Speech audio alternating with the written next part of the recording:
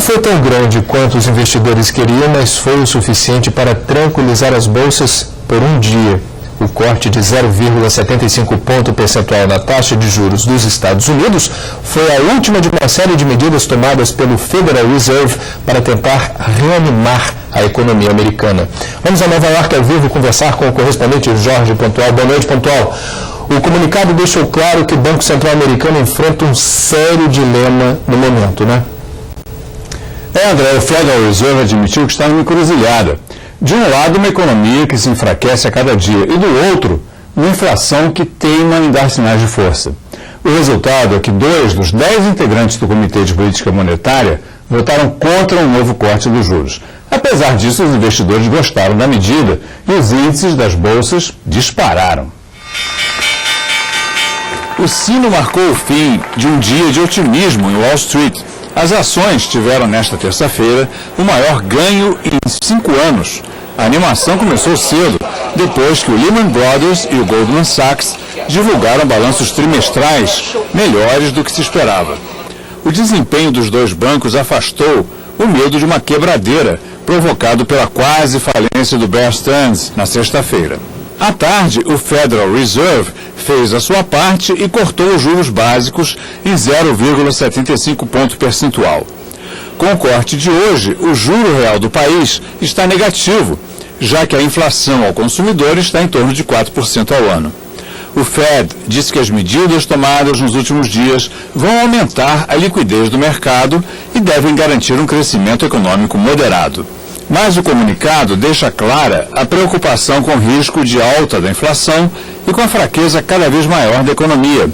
Isso foi visto pelo mercado financeiro como um sinal de que a série de cortes nos juros ainda não acabou. Na Flórida, o presidente Bush afirmou que a atual situação exige medidas firmes, e é isso que o governo vem fazendo.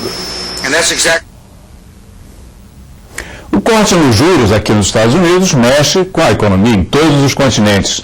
Mônica Waldvogel, falando especificamente do Brasil, o efeito mais direto do corte dos juros aqui deve acontecer no câmbio. É isso mesmo, Pontual. Boa noite. O dólar por aqui pode ir justamente no sentido contrário ao que o governo e os exportadores querem. Com o juro real abaixo de 0 nos Estados Unidos, o Brasil passa a ser ainda mais atraente para o investidor estrangeiro. E a procura por reais deve fortalecer ainda mais a nossa moeda frente ao dólar. Hoje a queda da moeda norte-americana chegou a 2%. A redução dos juros americanos coloca em evidência 2 pontos fracos da nossa economia: a valorização do câmbio e a dependência do preço das commodities. A crise sem precedentes na história recente dos Estados Unidos já tem efeitos sobre as principais economias mundiais e pode chegar ao Brasil. Isso com certeza vai influenciar o Brasil. Não existe aquela história de que o maquinista está desvinculado dos seus carros atrás. Não pode ser. À frente dos bancos centrais, o Fed empresta dinheiro aos bancos, aumenta a liquidez no mercado financeiro e baixa juros. Com a nova taxa, a economia americana passa a ter juro real negativo, abaixo da inflação. O americano que fizer as contas vai concluir que é melhor tirar o dinheiro do banco e comprar.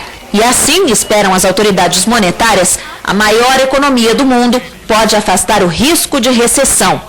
Mas os analistas são unânimes em dizer que a ação do Fed não deve colocar um ponto final na turbulência. Ainda não. As oscilações vão continuar, porque os efeitos desses cortes vão começar a ser sentidos basicamente a partir de maio. Recentemente, essa crise de confiança tinha se espalhado muito e aumentado muito. Aí ele tomou uma série de medidas no fim de semana e a redução da taxa de juros de hoje, que elas somadas, elas deram uma estancada nesse processo muito forte de deterioração. Com isso, no mínimo, nós temos uma calma temporária. Pode ser restabelecida a confiança? Pode. Não dá para dizer ainda. Se a taxa americana é referência, é como se o Brasil passasse a praticar juros ainda maiores a partir de hoje, 11,25% contra 2,25% ao ano. E para os analistas, a decisão do Fed não diminui a chance de que a Selic volte a subir nos próximos meses. No nosso caso, especificamente, a nossa capacidade de poupança é muito pequena, a dívida do governo em relação a esta poupança é muito alta. Então, independe do Banco Central querer ou não abaixar a taxa de juros, a taxa reflete condições de mercado. O que dá para dizer por enquanto é que esse diferencial entre as taxas deve pressionar ainda mais a cotação do dólar. A gente pode ter uma valorização ainda mais exacerbada do real. É um problema para as exportações, o real valorizado, e aumenta as importações, porque ficam mais vantajosas. Os preços das matérias-primas têm sustentado as bolsas e, em certa medida, a economia real do Brasil, que depende das exportações para manter o saldo da balança comercial e a credibilidade no mercado externo.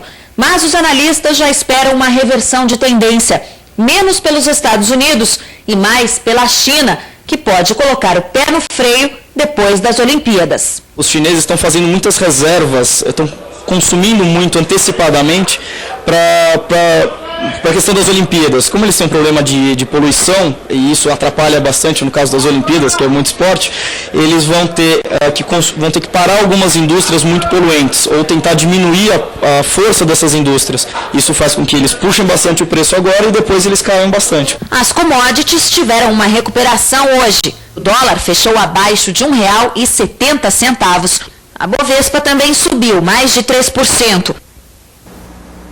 Carlos Alberto Savenberg está aqui no estúdio do Jornal das 10.